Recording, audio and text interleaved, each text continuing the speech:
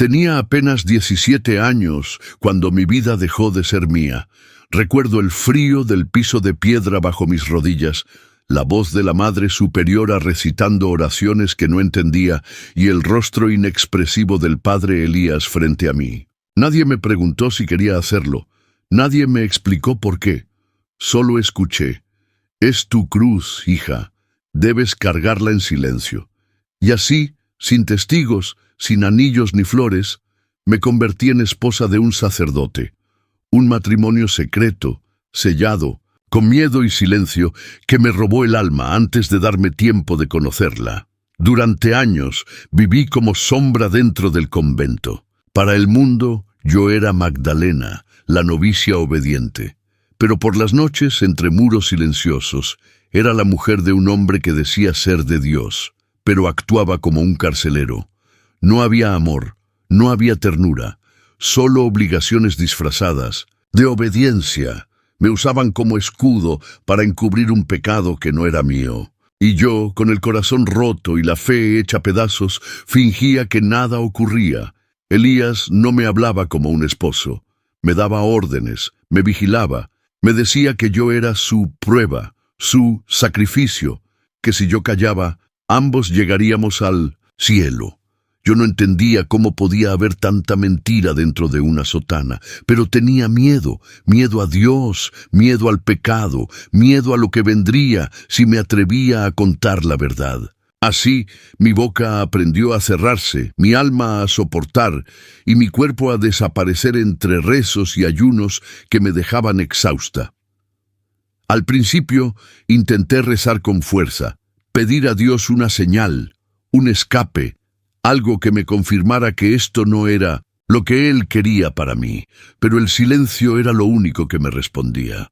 Un silencio denso, eterno, que me hizo pensar que quizá Dios ya no me escuchaba. Me preguntaba si todo esto era un castigo, si en algún momento había hecho algo para merecer vivir atrapada en una mentira tan grande. Los años pasaban lentos, como gotas de cera cayendo sobre la piel. Vi a muchas hermanas llegar al convento, jóvenes con sueños, con esperanzas. Ninguna sabía mi verdad, yo las observaba en silencio y en el fondo sentía envidia de su inocencia, de su ignorancia. Hubiera dado todo por regresar el tiempo y negarme, por correr, por gritar, pero ya era tarde, estaba marcada. Mi vida no era mía, era del padre Elías, era del convento. Era de un pacto silencioso del que no podía escapar. Cada noche escribía en un pequeño cuaderno escondido detrás del altar. Era lo único mío, mi única forma de gritar sin ser escuchada. Allí contaba todo, los rezos forzados, las miradas de Elías, las lágrimas que derramaba sola en la capilla. No por venganza, sino por justicia, escribía al final de cada página. Era mi manera de seguir respirando, de recordar que, a pesar de todo, yo seguía viva.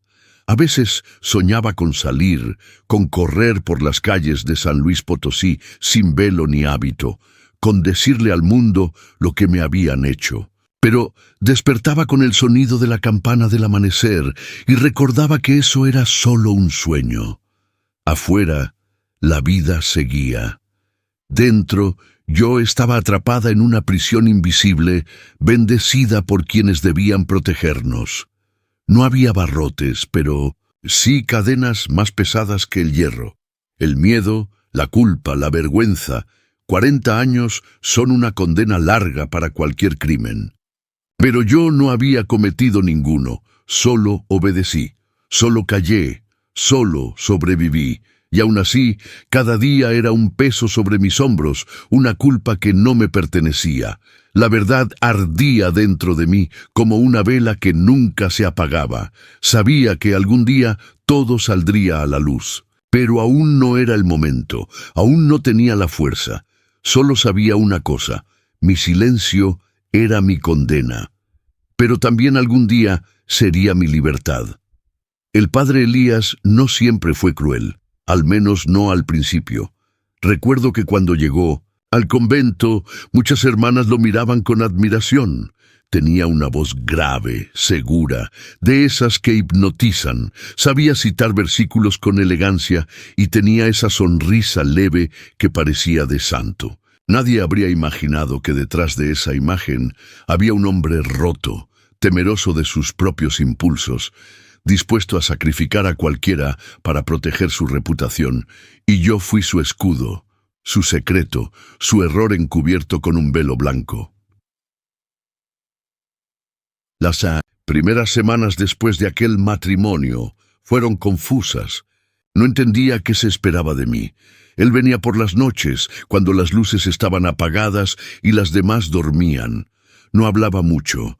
Solo se sentaba en silencio, me observaba y luego me decía que debíamos rezar juntos. Pero no eran oraciones normales. Eran frases extrañas, mezcladas con confesiones que no entendía. Decía que yo era su penitencia y que debía purificarse a través de mí. Yo cerraba los ojos, deseando desaparecer. Un día reuní el valor para preguntarle, ¿por qué hacíamos eso? ¿Por qué yo? ¿Por qué así? Y él respondió con frialdad que todo había sido decidido por la voluntad superior, que yo había sido elegida para protegerlo de la tentación, para evitar que cayera en el pecado con mujeres del mundo. Tú eres sagrada, Magdalena, me dijo, con una voz tan suave que dolía. Dios te puso en mi camino para salvarme. Pero yo no quería salvarlo. Yo solo quería que me dejaran vivir en paz. La Madre Superiora sabía todo. Era imposible que no supiera. A veces cruzábamos miradas y en sus ojos no había compasión, solo autoridad. Una noche me llamó a su oficina y me dijo que tenía que ser fuerte, que mi silencio estaba ayudando a preservar la pureza del convento. Una sola palabra tuya puede destruir años de fe, hija, me advirtió. Me sentí sucia, como si la culpa fuera mía. Salí de allí con el estómago revuelto y las piernas temblando. Esa fue la primera vez que vomité del miedo. Con el tiempo aprendí a disociar. Mi cuerpo estaba presente, pero mi mente se escapaba a otros lugares.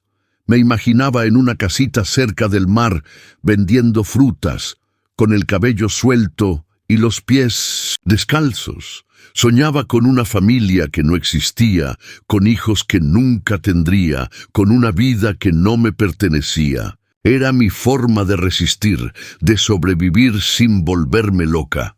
Cada día que pasaba sentía que perdía un poco más de mí misma, pero también fortalecía algo que no sabía que tenía, mi voluntad de seguir viva. Una mañana, mientras limpiaba la capilla, encontré una Biblia con una nota escondida entre sus páginas.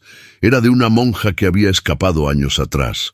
La nota decía: Dios no está en las paredes, está en tu verdad. Corre, si puedes. Me quedé paralizada. Alguien más había vivido algo parecido.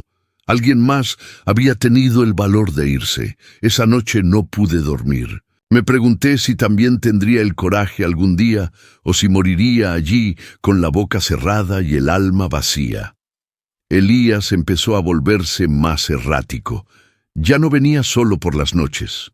A veces me buscaba en la cocina, en el jardín, incluso durante las oraciones. Decía que yo era su única conexión con lo divino, que sin mí caería en el infierno, pero su mirada ya no era la de un hombre de fe, era la de alguien desesperado, paranoico. Me sentía vigilada, perseguida. Empecé a temer que algún día no pudiera escapar de sus manos, que me hiciera daño, o que yo misma terminara haciéndomelo para acabar con todo.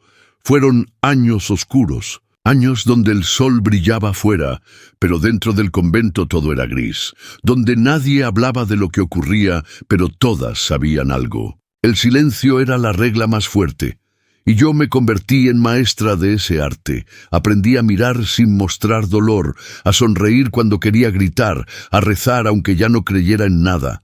Pero una parte de mí, una parte muy pequeña, aún se negaba a morir. Y esa parte silenciosa pero firme empezaba a despertar. Cuando cumplí 25 años, ya no era la misma muchacha que había llegado al convento con el alma llena de esperanza. Me había convertido en una sombra obediente, en un cuerpo sin voz, en una mujer que no sabía si odiaba más a Elías o a sí misma. Habían pasado 8 años desde aquel matrimonio y sin embargo nadie lo mencionaba. Era como si el tiempo se hubiera congelado en el silencio. Nadie preguntaba, nadie intervenía. Solo susurros, miradas y una carga invisible que todos fingían no ver. Elías era cada vez más posesivo. Empezó a hablar de nosotros como si fuésemos una familia secreta, una unión bendecida por un pacto sagrado que solo él y yo entendíamos. Me obligaba a escribir cartas dirigidas a Dios, como si fueran parte de un diario espiritual, pero en esas hojas yo escondía mensajes entre líneas, señales que solo yo podía descifrar. Decía cosas como, la luz no entra donde hay cerrojos, o la fe muere cuando se convierte en jaula. Era mi forma de hablar sin romper el silencio. Una tarde, durante una misa especial, lo vi perder el control. Estaba en el altar, temblando, sudando, con los ojos desorbitados. Murmuraba cosas sin sentido, confundía los versículos y al final se desplomó frente a todos. Dijeron que fue un ataque de ansiedad. Yo supe que era culpabilidad acumulada como veneno. La Madre Superiora ordenó silencio absoluto. El Padre está haciendo un sacrificio espiritual muy profundo, nos dijo. Pero esa noche, mientras lo cuidaban en la enfermería, sentí una chispa de alivio. Me aferré a esa chispa como si fuera una promesa. Si Elías estaba cayendo, tal vez el muro de silencio también caería con él. Empecé a caminar por el convento con una actitud diferente. Ya no agachaba tanto la cabeza. Empecé a observar, a escuchar. Descubrí que no era la única que sufría en silencio. Había otras hermanas que también llevaban cicatrices en el alma. Algunas lloraban en las madrugadas, otras tenían miradas vacías, otras simplemente habían dejado de hablar. Éramos muchas, pero todas estábamos solas. Un día me acerqué a Sor Teresa, una hermana joven que siempre tenía los ojos rojos. Le ofrecí un té y sin decir palabras se sentó a mi lado. No me contó nada, no hacía falta. Su silencio era igual al mío. En ese momento entendí que el dolor, cuando se comparte, no duele igual. Empecé a dejar pequeñas notas en la biblioteca, entre libros de oraciones y catecismo, con mensajes de aliento. No es tu culpa, no estás sola. Dios te ama, aunque ellos no lo demuestren. Era mi forma de encender velas en medio de la oscuridad, pero Elías empezó a sospechar. Me confrontó una noche en la sacristía. Su rostro estaba desencajado, sus manos temblaban. Me gritó que lo estaba traicionando, que alguien estaba intentando destruirlo desde adentro. Me empujó contra la pared y me obligó a jurarle que no había hablado con nadie. Yo lo hice. No porque creyera en él, sino porque aún no estaba lista. Aún no tenía fuerza suficiente para enfrentar el escándalo que sabía que vendría si abría la boca. Pero esa noche decidí que no me quedaría ahí para siempre. Volví a escribir en mi cuaderno escondido detrás del altar. Esta vez no eran solo relatos de dolor, eran planes, fechas, pensamientos que me empujaban hacia afuera. No vivirás otros 40 años aquí dentro, escribí. Empecé a guardar un poco de pan cada día, a esconder monedas que encontraba en las velas ofrecidas por los fieles. Era poco, pero era algo. Por primera vez, después de tantos años, tenía un objetivo. No se trataba de escapar solo del convento, se trataba de volver a ser yo. Mi cuerpo seguía preso, mi voz seguía enmudecida, pero mi mente había despertado. Y cuando una mente despierta no hay rezo, ni sotana, ni amenaza que la vuelva a dormir. Yo ya no era solo Magdalena la obediente. Yo era una mujer rota que empezaba a reconstruirse desde las cenizas del miedo. Y aunque aún faltaba mucho por hacer, algo era claro. El silencio ya no me protegía, me estaba matando. Fue durante una procesión de Semana Santa cuando vi una puerta abierta que no era de madera ni de hierro, sino de posibilidad. Decenas de fieles entraban al convento con sus rezos y velas, sin saber que allí dentro habitaban secretos más oscuros que cualquier pecado que pretendían purgar. Yo los observaba desde el corredor, en silencio, fingiendo devoción, pero en mi cabeza algo gritaba: si ellos supieran, si tan solo uno de ellos supiera lo que ocurre aquí adentro, ¿seguirían arrodillándose? Ese día algo cambió en mí. Ya no solo quería escapar, quería contar la verdad, no para destruir la fe de los demás, sino para salvar a las que aún no hablaban. Me preguntaba cuántas Magdalenas había escondidas en otros conventos, obligadas a cargar culpas que no les pertenecían. El miedo seguía ahí, afilado y constante, pero también había nacido una necesidad más fuerte, la de no morir invisible. La de que, al menos una vez, mi voz fuera escuchada más allá de las paredes del convento. Esa noche, regresé al cuarto común donde dormíamos 8 hermanas. Todas roncaban o rezaban en voz baja. Me acerqué a Sor Teresa y le susurré: ¿confiarías en mí si te digo que quiero irme? No respondió, pero tomó mi mano y la apretó con fuerza. Fue suficiente. Por primera vez en mucho tiempo, supe que no estaba sola. Y con eso bastó para comenzar a trazar un plan más concreto, ya no solo para mí, sino también para ella, y para todas las que aún tenían esperanza bajo sus hábitos desgastados. Pasaron semanas sin avances. Elías se mostraba más frágil, pero también más impredecible. Un día lloraba frente al altar, como un niño perdido. Al otro golpeaba el púlpito con rabia, diciendo que el demonio caminaba entre nosotras. Yo fingía rezar, pero por dentro contaba cada gesto suyo, estaba perdiendo el control, y eso me daba ventaja. Sabía que si empujaba con cuidado, todo ese teatro se derrumbaría solo, pero necesitaba el momento exacto, uno en que el escándalo fuera tan evidente que nadie pudiera taparlo. Y ese momento llegó de forma inesperada. Una novicia nueva, Mariana, fue encontrada desmayada en el confesionario. Decían que había ayunado demasiado, que su alma era débil, pero yo vi su rostro. Tenía miedo, el mismo miedo que yo conocía también. Esa noche la busqué. Le ofrecí agua, me miró y dijo en voz bajísima: él me pidió que me entregara como tú. Me temblaron las rodillas. No sabía que sabían, no sabía que me observaban, y lo peor, no sabía que él seguía repitiendo la historia con otras. Lloré en silencio esa madrugada, no solo por mí, sino por Mariana, por Teresa, por todas. Me sentí cómplice, por haber callado, por haber permitido que el ciclo continuara, pero también supe que ya no podía esperar más. Mi salida no era un escape. Era un acto de justicia, de amor, de dignidad. Había que actuar, y pronto, porque si no, Elías destruiría otra vida más. Y esta vez yo no lo permitiría. A la mañana siguiente me levanté con decisión. Tomé mi cuaderno secreto y lo envolví en una tela.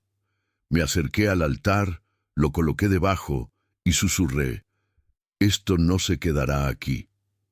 Ya no era un simple diario, era una prueba, un testimonio, una bomba de verdades esperando estallar. Y esa bomba, tarde o temprano, haría ruido suficiente para derrumbar hasta los muros más sagrados, porque incluso dentro de la casa de Dios puede esconderse el infierno. Cuando cumplí 25 años, ya no era la misma muchacha que había llegado al convento con el alma llena de esperanza. Me había convertido en una sombra obediente, en un cuerpo sin voz, en una mujer que no sabía si odiaba más a Elías o a sí misma. Habían pasado 8 años desde aquel matrimonio y sin embargo nadie lo mencionaba. Era como si el tiempo se hubiera congelado en el silencio. Nadie preguntaba, nadie intervenía. Solo susurros, miradas y una carga invisible que todos fingían no ver. Elías era cada vez más posesivo. Empezó a hablar de nosotros como si fuésemos una familia secreta, una unión bendecida por un pacto sagrado que solo él y yo entendíamos. Me obligaba a escribir cartas dirigidas a Dios, como si fueran parte de un diario espiritual, pero en esas hojas yo escondía mensajes entre líneas, señales que solo yo podía descifrar. Decía cosas como, la luz no entra donde hay cerrojos, o la fe muere cuando se convierte en jaula. Era mi forma de hablar sin romper el silencio. Una tarde, durante una misa especial, lo vi perder el control. Estaba en el altar, temblando, sudando, con los ojos desorbitados. Murmuraba cosas sin sentido, confundía los versículos y al final se desplomó frente a todos. Dijeron que fue un ataque de ansiedad. Yo supe que era culpabilidad acumulada como veneno. La Madre Superiora ordenó silencio absoluto. El Padre está haciendo un sacrificio espiritual muy profundo, nos dijo. Pero esa noche, mientras lo cuidaban en la enfermería, sentí una chispa de alivio. Me aferré a esa chispa como si fuera una promesa. Si Elías estaba cayendo, tal vez el muro de silencio también caería con él. Empecé a caminar por el convento con una actitud diferente. Ya no agachaba tanto la cabeza. Empecé a observar, a escuchar. Descubrí que no era la única que sufría en silencio.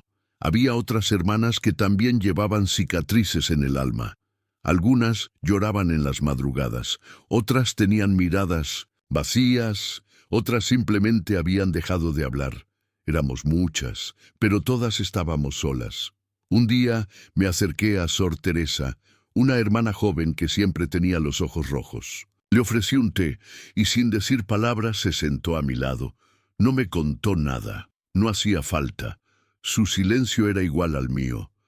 En ese momento entendí que el dolor, cuando se comparte, no duele igual. Empecé a dejar pequeñas notas en la biblioteca, entre libros de oraciones y catecismo, con mensajes de aliento.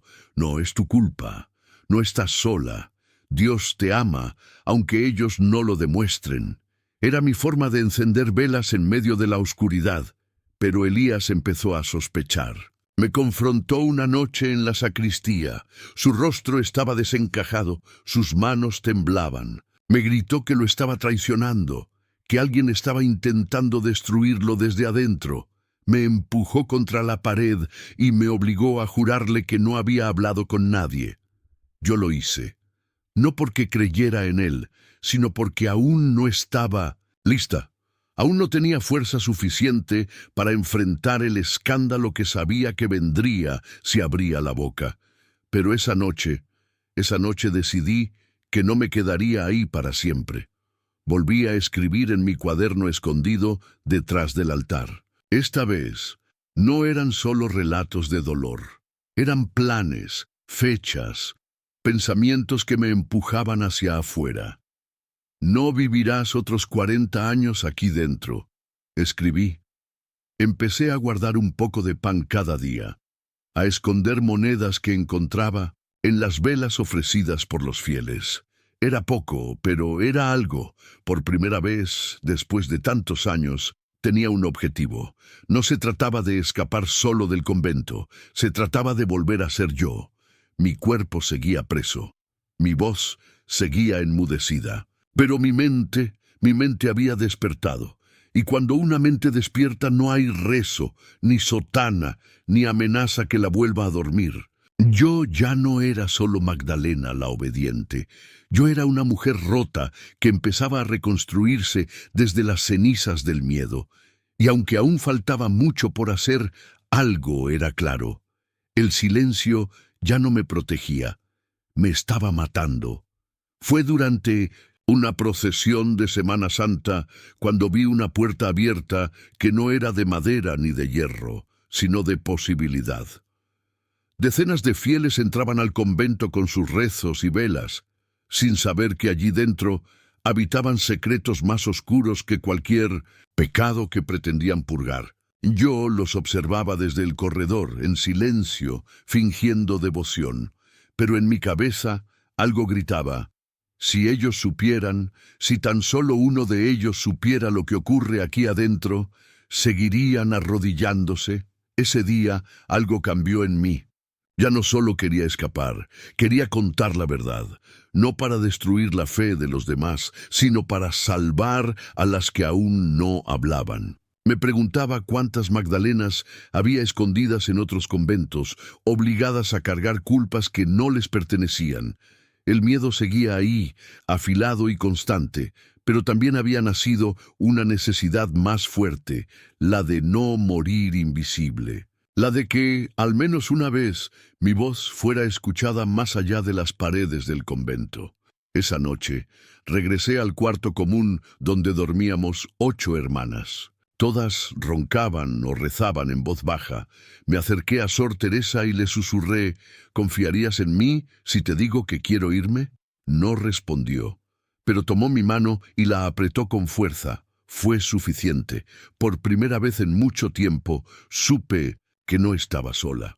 Y con eso bastó para comenzar a trazar un plan más concreto, ya no solo para mí, sino también para ella, y para todas las que aún tenían esperanza bajo sus hábitos desgastados. Pasaron semanas sin avances. Elías se mostraba más frágil, pero también más impredecible. Un día lloraba frente al altar, como un niño perdido. Al otro golpeaba el púlpito con rabia, diciendo que el demonio caminaba entre nosotras. Yo fingía rezar, pero por dentro contaba cada gesto suyo, estaba perdiendo el control, y eso me daba ventaja. Sabía que si empujaba con cuidado, todo ese teatro se derrumbaría solo, pero necesitaba el momento exacto, uno en que el escándalo fuera tan evidente que nadie pudiera taparlo. Y ese momento llegó de forma inesperada. Una novicia nueva, Mariana, fue encontrada desmayada en el confesionario. Decían que había ayunado demasiado, que su alma era débil, pero yo vi su rostro. Tenía miedo, el mismo miedo que yo conocía también. Esa noche la busqué. Le ofrecí agua, me miró y dijo en voz bajísima: él me pidió que me entregara como tú. Me temblaron las rodillas. No sabía que sabían, no sabía que me observaban, y lo peor, no sabía que él seguía repitiendo la historia con otras. Lloré en silencio esa madrugada, no solo por mí, sino por Mariana, por Teresa, por todas. Me sentí cómplice, por haber callado, por haber permitido que el ciclo continuara, pero también supe que ya no podía esperar más. Mi salida no era un escape. Era un acto de justicia, de amor, de dignidad. Había que actuar, y pronto, porque si no, Elías destruiría otra vida más. Y esta vez yo no lo permitiría. A la mañana siguiente me levanté con decisión. Tomé mi cuaderno secreto y lo envolví en una tela. Me acerqué al altar, lo coloqué debajo y susurré: esto no se quedará aquí. Ya no era un simple diario, era una prueba, un testimonio, una bomba de verdades esperando estallar.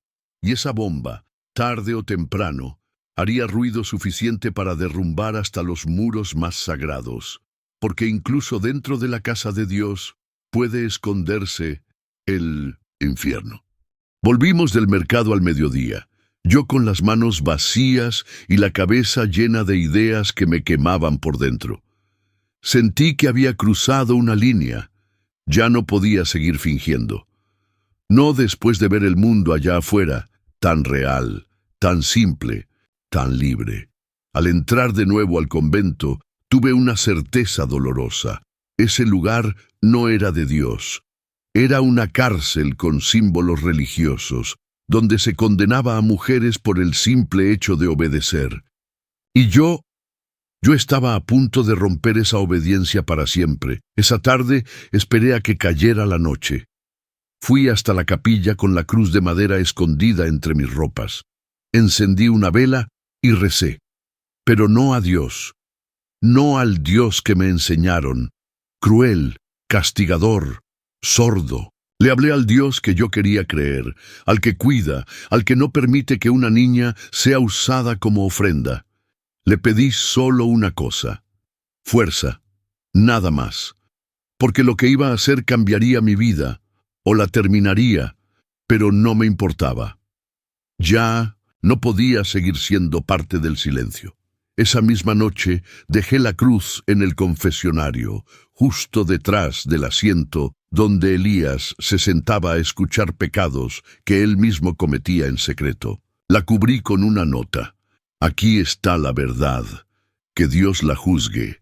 Me alejé con el corazón en la garganta. Si todo salía mal, sabrían que había sido yo. Pero si salía bien, alguien encontraría ese testimonio. Y entonces, todo lo que había callado durante 40 años saldría a la luz. El pecado ya no sería mío, sería de él y del sistema que lo protegía. Pasaron 2 días sin que nada ocurriera. Nadie mencionó la cruz, nadie preguntó por mí. Pensé que quizás la Madre Superiora la había encontrado y la había destruido. Empecé a dudar, a sentir que todo había sido en vano, pero al tercer día algo inesperado sucedió. Una mujer ajena al convento, vestida de civil, entró preguntando por el padre Elías. Decía que tenía una denuncia anónima. La Madre Superiora intentó callarla, pero la mujer insistió. Era periodista. Mi cuerpo se congeló. No sabía quién la había contactado. No sabía si alguien más había visto la cruz o si una de mis hojas había salido del convento. Pero no importaba. Lo cierto es que, por primera vez, alguien de afuera estaba allí, tocando la puerta, queriendo ver lo que nadie debía ver. La Madre Superiora la hizo esperar en la oficina. Ordenó que nadie saliera de sus celdas. Elías desapareció. Nadie sabía dónde estaba, o al menos nadie lo decía. Esa noche no pude dormir. Escuché pasos apresurados, voces nerviosas, llaves girando en cerraduras.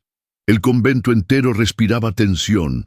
Algo estaba por explotar, y al amanecer explotó.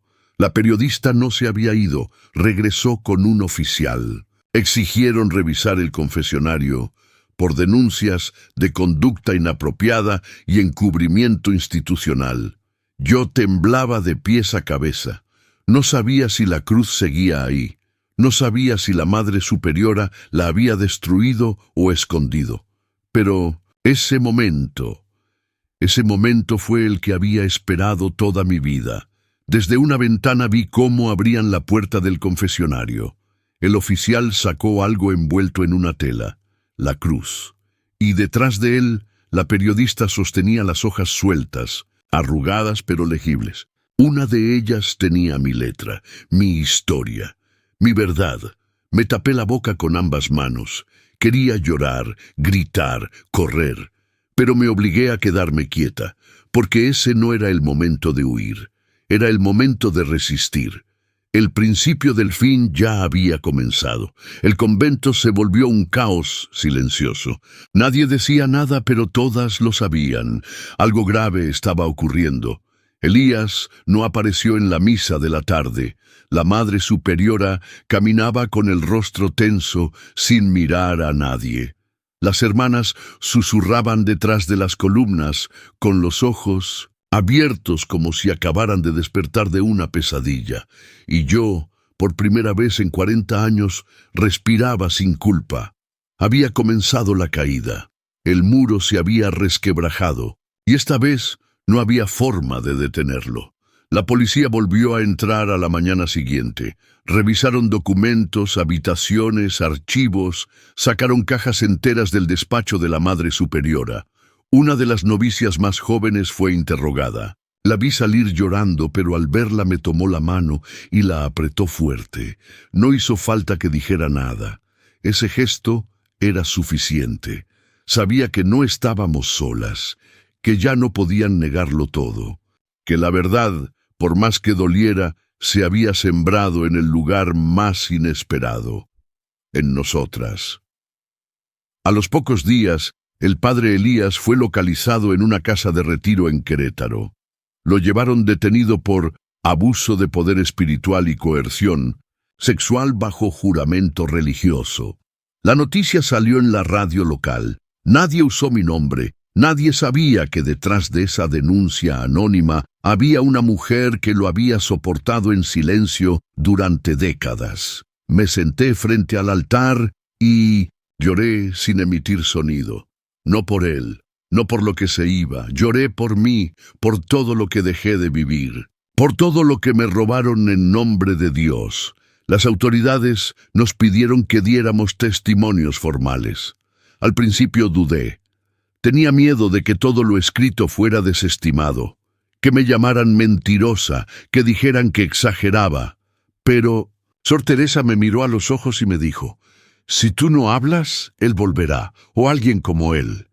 Y entonces entendí que ya no se trataba de mí. Era por todas las que aún estaban dentro y por las que vendrían después. Me senté frente a una abogada, tomé aire y comencé a contar todo. Hablar fue como abrir una herida vieja que aún sangraba.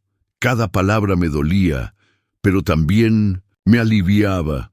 Conté sobre la boda forzada, sobre las noches de abuso disfrazado de oración, sobre el silencio impuesto, sobre el cuaderno escondido, sobre Mariana, sobre las otras.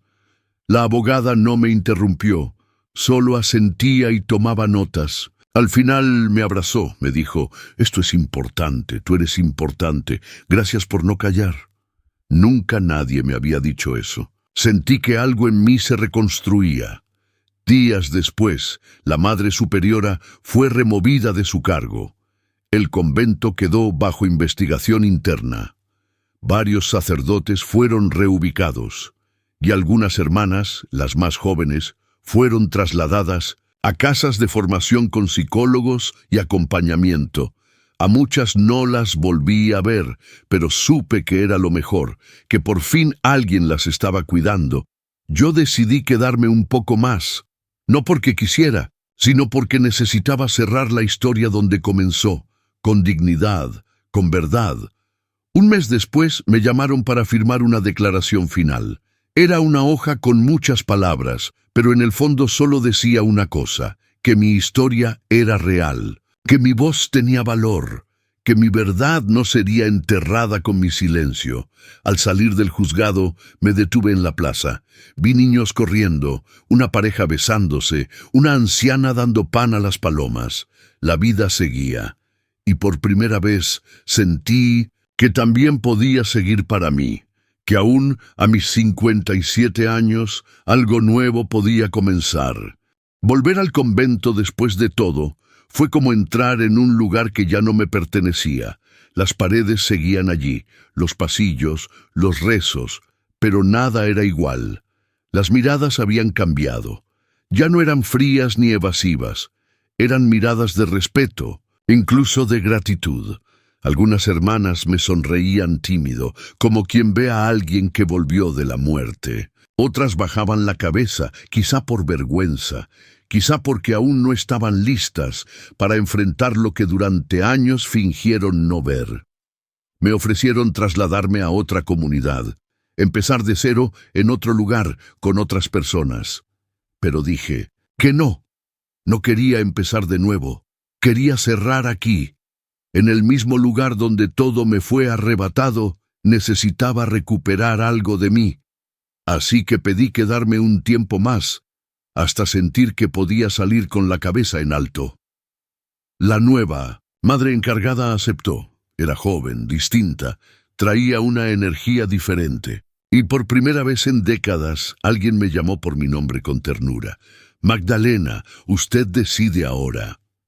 Comencé a ayudar en la cocina, ya no como obligación, sino como acto de presencia. Cada tarde horneaba pan para las hermanas. No, hablábamos mucho, pero la atmósfera era otra. Elías ya no estaba, y su ausencia se sentía como aire nuevo. A veces pensaba en él, no con odio, sino con una mezcla amarga de lástima y repulsión. No era un monstruo solitario. Era el resultado de una institución enferma, de un poder sin límites. Yo no lo perdonaba. Pero tampoco iba a seguir llevándolo dentro de mí. Un día, mientras ordenaba los ingredientes en la despensa, encontré una Biblia con la tapa desgastada. Era la misma donde años atrás había hallado la nota de aquella monja que decía: «Dios no está en las paredes, está en tu verdad. Corre, si puedes».